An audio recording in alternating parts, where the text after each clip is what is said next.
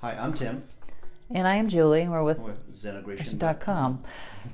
So we want to pick up where we left off on discussing the art of being a Zentologist.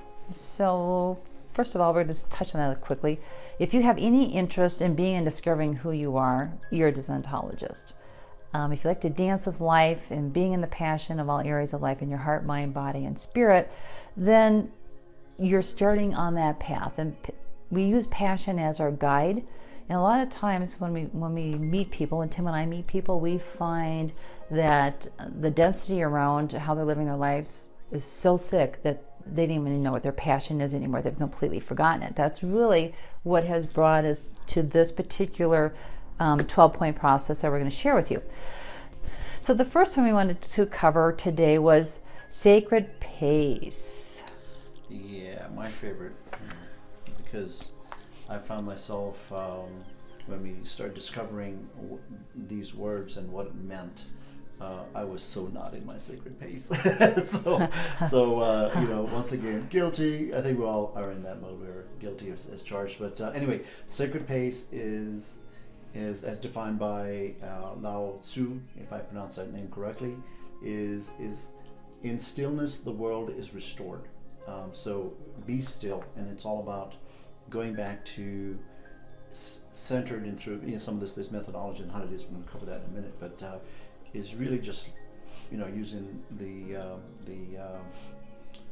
colloquial words of saying slowing the fudge down. So anyway, you want to cover a couple more Aspects of this? Sure. So the art of slowing down to speed up is really what sacred pace is. In calming the system and being okay with just being, which is not what the world is functioning on right now. We are really into doing, and we're really specializing in distraction. So this is really kind of a contradiction to what life is presenting to us right now. I mean, you really have to be consciously aware to slow down. And this, in the beginning, starts to lead to all the other Zen points. As you can see, if we slow down, that's much easier for us to get into that inner space and be in our passion. Being in the present moment and just allowing our intuition to come through, which is critical, because as long as we keep the head which is loving all the distractions in the world right now, because that's what it does. It's solving problems all the time, and it's yeah. constantly working. There's some very interesting books we can refer, and we'll put it on the video, some links and some further reads around this thing. Certainly Eckhart Tolle is a master in this space, but there's several other books that we'll give you some references that'll help you just ask yourself the question, who's the voice in your head, and why is, and what's it asking, and why is it asking, who's the real you? And those kinds of esoteric thinking are actually very practical as well, because it helps you just slow down and think and be. So anyway, other topics? Yeah, so when you get into sacred pace, you're going to start going deeper into deeper appreciation and gratitude for all the other natural things that are occurring in and around you, which is also critical, because that's going to help calm you and bring you peace. When we start initiating sacred pace and we start slowing down the spinning of our own wheels, being just, we move outside of being distracted all the time. And when we actually take you into Zen Core's processes, one of the first things we really have you look at is how do we slow that all down? How do we slow all those distractions down? Evaluate what do we need, what don't we need? And this opens up the space then for your mind to start communicating with your inner truth. Healing, purifying the mind, healing, purifying the body, healing, purifying the spirit, healing and purifying the heart. And that there's a big connection between the heart and the mind. And the mind has served so long as being our protector of our heart so we don't get hurt. And so we have to really, really be conscious about what is the mind telling us right now, and where did it get that experience, because everything it does is based on the past. The heart totally functions only in the present moment. And if you want all potential to show up, you've got to be present, because as long as you're carrying all of the past with you, it just isn't going to enter in. Right. It's the mind's going to block it. And so I actually had one of those inner moments, and my heart was going, the mind is speaking too strongly. I can't talk louder. As Tim was having a hard time discussing a topic with us that we're really passionate about, and it was like I just couldn't get it all out because my head was up here doing so much busy stuff. So let's start talking about, other natural things we can do. Natural centeredness, greater patience that comes out of this, discernment, depth, joy, peace, all of that comes out of the practice of sacred pace. Anything else you want to add? I just want to cover briefly why is sacred pace important, Kim? Okay, so when we initiate sacred pace, the spinning of your wheels, being distracted, all that good stuff that we have going on that's really mostly unimportant in our lives right now, really keeps our mind happy, and it keeps us attached to being important, keeps us attached to stuff, keeps us detached from what the truth really is. And sacred pace turns all that upside down and allows us to slow down and get into the inner truth. This opens a space for your mind to actually commune to your heart. When we give the mind so much power and so much energy to be able to do what it does naturally, we actually pull ourselves right out of our hearts.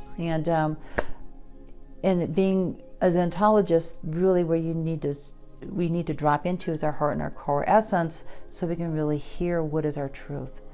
When the mind is talking and talking, it is talking about what everybody else has said, what everybody else has experienced, what you have experienced. Everything comes from the past. Also, it's measuring what it has lost, and it creates a fear system around that. So I think the mind has its place, but we need to go into the heart. But it's really about decluttering.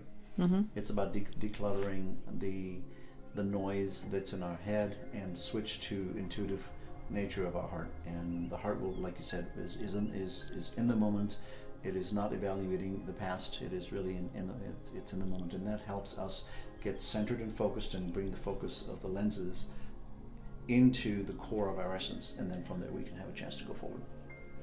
Yeah, it's really interesting concepts that we've been looking at, and one of them is that when you get in the sacred pace, you go into this inner completeness where there's nothing that really needs to be done, nothing to be sought after. It's just a natural centering, which occurs when we slow down. And the natural radiance from that is patience, discernment, depth, joy, and just being able to really relate to others when we go into that space, because we can hear them, we can see them, we can feel them. So most of us aren't there. In order to get there, it takes a lot of practice, and for us, it's conversation helps us a lot. It's just bring things into our awareness so we can slow down and do things differently. We, by nature, both Tim and I are pretty type A, and so we are busy. We have no trouble staying busy. And there's lots of different personality types out there, but we would work 16 hours a day just because. So it's a big challenge for us. So that maybe makes us a really good teacher, because we have so much that we can create with our minds that we really want to shift that and be creating from our hearts. So there'll be some exercises we'll go through that'll help you not only go through the decluttering process, but really it'll help you highlight what's that voice in your head really saying, and you need to really get aligned with the truth. I have an idea about writing a book that's going to have a title that's be something like "Liar, Liar, Pants on Fire," because that's what we do to ourselves, and we're constantly, the brain is rationalizing the losses and rationalizing and protecting our lives, what we perceive the future is going to look like based on the past. And quite frankly, just like the stock market, past performance doesn't guarantee future results. So we have to really think about that in those terms and go to the center, which is the core. But the most important thing is you can't really just think about this, because just try it. Just try it for 1 minute. Try and think about saying, okay, I'm now in my heart, and then you'll actually hear yourself speaking in your brain saying, okay, now say the words, now I'm in my heart. And then your brain starts playing this game about who really said that, and it's almost like that movie Airplane, where you go, the voice in the guy's head in an airplane, he says echo, echo, echo. So you start having that distraction. It's very difficult. So the processes we'll go through will help you take those noise layers away and go into the heart. And there's some exercises Julie has put together. It's really phenomenal for you to go into your heart space. That will help you put that as a tool. It's going to be your lifelong tool for you. So we'll help you through that process. Anyway, that's it on our side so far, Julie. Yep. So the next thing that we're going to talk about is grounding, living in your body. And so just keep on watch out for that video. We really haven't decided how we're releasing these, but it'll be coming, and that it will be the number 2 of number 12. And all of these really are kind of getting us geared up so that you kind of get a feel of who we are. If you really like what we're saying, what we don't want to say, we'd love to have your comments on both the website and Facebook especially, so we can have a conversation. What is your biggest pain right now? What is your greatest struggle with slowing down? We love to hear your stories. Put the comments on the page below, because your feedback will actually generate a lot more focus around the topics that we will bring forward, and we certainly can incorporate your feedback into that. So that would be awesome. All right. So we really love to focus for you. We have a wealth of different angles we can go, but we really would like to just really answer your questions. So please do that. Please put the questions on here. Maybe I'll even have Tim just post, what is your greatest struggle with sacred slowing down, getting in that sacred pace, so we can start that conversation. So thank you so much, guys, and look for us on the next video on grounding, living in your body. Thank you very much. With Tim and Julie from Zentologist.com.